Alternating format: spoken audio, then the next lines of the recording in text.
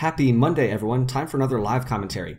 First of all, I'm really sorry to have kept you guys waiting for the last week or so. I was traveling all last weekend, and for the rest of the week, I was working on a separate project. I'm going to reveal more about that later. If you're on Discord, you already know most of it. Also, Chen vs. Ma is like so close to being done. I just have to put the finishing touches on it. But this week is also going to be really hectic, so I don't really know when I'll get that out. Probably next week would be a good estimate for that. Anyway, for your viewing pleasure today, we have another bout from the Grand Prix a couple weeks ago. This one is Race Imboden on the left and Timur Safin on the right, and I'm going to start the bout 3, 2, 1 now. So, if you're familiar with the channel, you know all about Timur Safin. I've covered a lot of his bouts, honestly. I've probably done more bouts of his than anyone else. Race Imboden, I think right now is the top international ranked US fencer. He's, I think, ranked 3, coming out with attack from the right from Safin. Now, I was told to expect a lot of arguing with the referee over calls and core stuff in this bout, so looks like that's already starting to happen. I do kind of agree with the referee there, from what I can remember. I know I say this in every video, but I really wish I had access to the slow motion, because that would help me quite a bit to parse out those tough calls. But the referee is having a look. Race, on the whole, is very good at video, but in this case, the call stands. I kind of agree. Normally, Race is like a god. Oh wow, that attack from Safin. Normally, Race is like a god of the video replay system. He really knows when to call it and when not to, but not that case. Now, for the last touch, parry post, no remise. Now, Safin's probably one of his greatest strengths is his super fast accelerating attack, as I've mentioned in pretty much every bout of his that I covered. Here, putting it to great use twice. First, catch Race when running away, and then again, crushing in with the remise before Race can land the riposte. So, 3 touches right in quick succession. Great start here for Safin. But, of course, Race, being ranked 3 in the world, is certainly no pushover. He has all kinds of tricks at his disposal. Finishes his attack off target.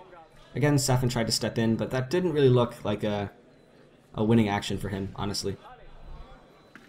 It's very hard to disrupt an American when they're marching at you, in general. Race starts nice and slow. Doesn't quite finish, though. Wow, I'm surprised he fell short there. And Safin gets a stop hit somehow. That distance didn't look right for Safin, though. I wouldn't think he would want to go for that action multiple times. Ooh. That could be a card for turning the back, honestly. Depending on when the light actually turned on.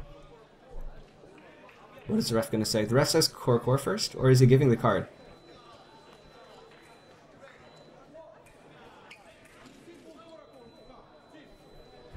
Wait, card for Safin. Oh, I guess it's for core to avoid a touch?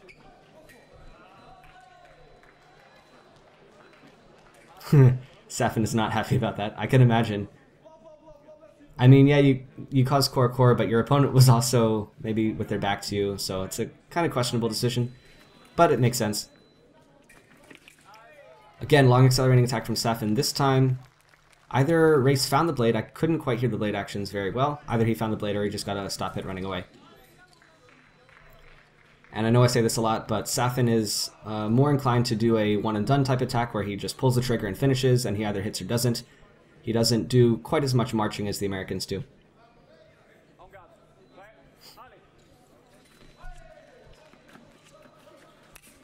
Race starts. Safin gets away.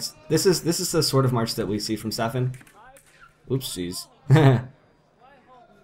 Is that another core to avoid a touch, or just simple core before the light? Wow. Okay, I can see where the person who suggested this got his warning from, because this is this is pretty intense. But yeah, when Safin marches, he's not really looking to finish in close. He's looking to just get the right distance to pull the trigger and finish fast. But what's the call going to be here? The ref is going to go look at it. Race was kind of selling that hard. I'm not sure if he thinks that it was his. I probably wouldn't be surprised to see Safin's attack. But you never know. Especially without this slow motion. Point in line is the call. Wow. There you go. Point in line not often used, especially a first intention like that at this level of foil.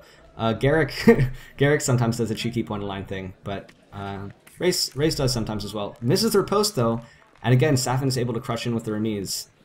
That's worked a couple of times for him now. Not sure if Race wants to open the distance more on the riposte or just change lines. That should be Race's attack anyway. Yep. Not really a break in his forward progress there. Safin gives his attack up because he won't be able to finish long with it. Race starts and finishes nice and easy. That's really the difference here on display between the American and Russian style. Like, Safin gives it up if he can't finish long. Race just walks the tip on and finishes short.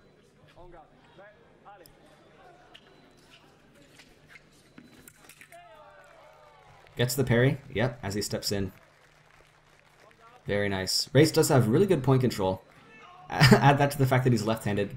Handedness doesn't matter that much at this level, but it can be a tiny little edge.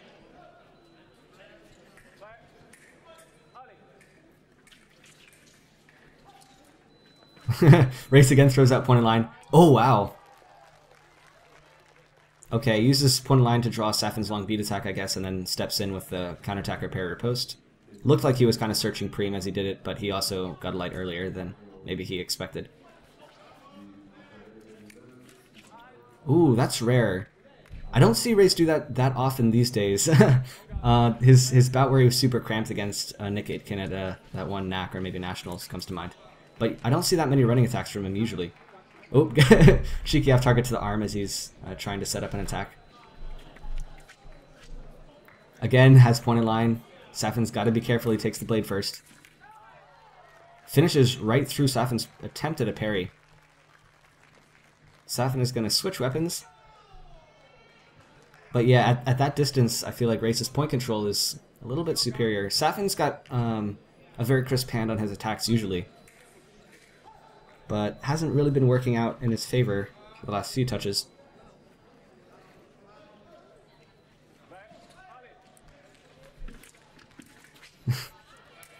Two long attacks back and forth. Race cross steps forward again. Core okay, yeah. Again, core before the light. After that first core to avoid a touch call, it looks like they've been a little bit more a little bit more reserved when it comes to crushing the distance. Maybe if only to avoid that card, especially from Safin. Red card right now would not be the best of things for him, or really ever, honestly. Feel like Race picked up the blade there as he stepped in. Referee agrees with me. Awesome. So what's Safin going to do differently? Because that distance where it's kind of collapsing slowly. Oh, wow. That stop hit, though. Safin's just not ready to finish in time, man. He's got to address something. I don't know what. The distance looks like it would be nice for him if he's just doing these normal long advanced lunges. But Race has been able to... Oh, that's... Yep. Race even acknowledges that one. Safin's attack clearly. Race tried to counterattack, but Safin hit him.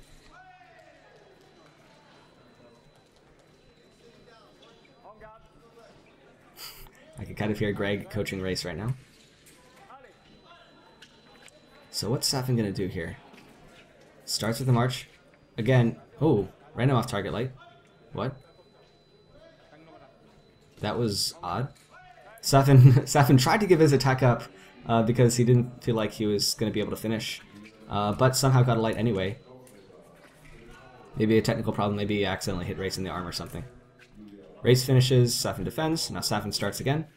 Again gives it up. These attacks haven't been very sincere from Safin. I want to see his real attack, eventually. There it is.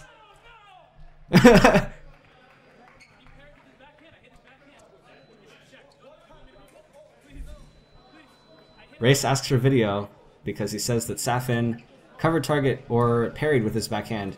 Now, use of the non-weapon arm is an automatic red card, but Safin already has a yellow card, so whether it's covering or use of the non-weapon hand. Oh, but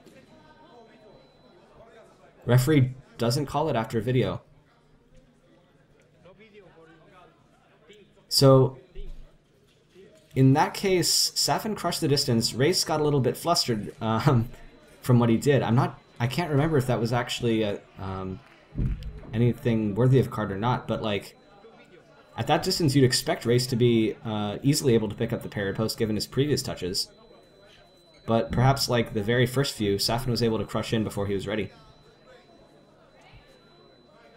So maybe this will be a solution for Safin to races. Wait, what? I didn't see any lights. Is it me or did no light go off? And now I'm off target from... Oh, okay, I guess I'm just seeing things. I don't know. Anyway, that was... at least that call was fairly clear. Alright, focus up. What is Safin going to do? I'm kind of worried because referee called core vote touch before, so Safin crushes 2 aggressively. This time Race just finishes. Yeah, Safin, like, it's a fine balance between can you get inside Race's riposte safely and can you not get a card while doing it. Race is certainly on the lookout for anything Safin's doing to maybe draw another card. Safin again tries to collapse the distance with a counterattack, but Race is able to finish, and Safin, that was like as hard of a counterattack and closeout as Safin could really do, I think, given the distance. So this is a tough period for him so far. Only 14 seconds left. We might back off a bit.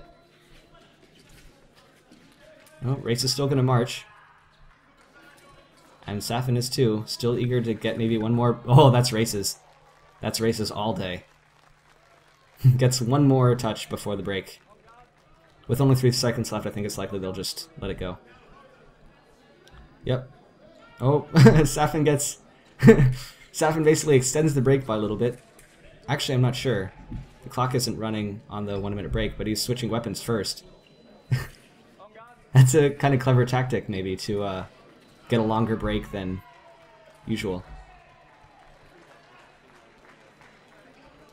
Still have to test. Wow. I actually like that a lot from Safin. That's really clever. I might do that myself sometimes. Yeah, it's just basically double or like 50% bonus on the length of the break in between touches. Anyway, so what's been going on this bout? Safin had some success early just by virtue of his super long, super fast attacks and remises, closing the distance. Referees are having a discussion over here. I'm not sure what it's about. There were some calls, particularly regarding the core, that were a little questionable. Race asks for a video to see if Safin was covering target or pairing with his backhand. Referee said no.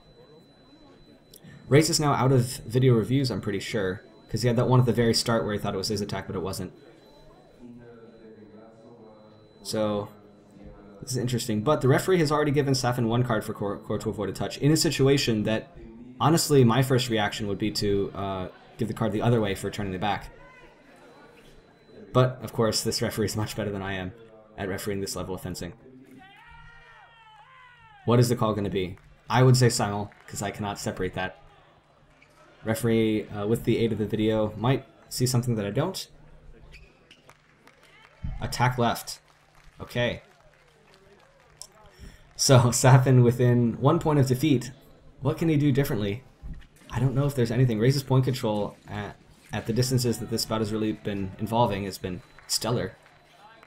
Except right there. Safin just gets a counterattack. Race kind of just whiffs.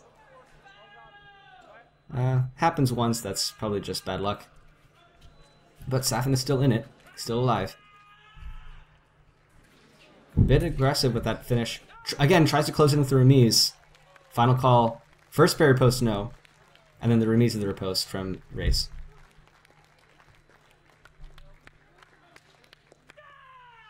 Race very happy to take that bout. That was nice. Oh shoot, that wasn't Greg the entire time. That was Golubitsky. I was totally wrong. Their voices sound very similar.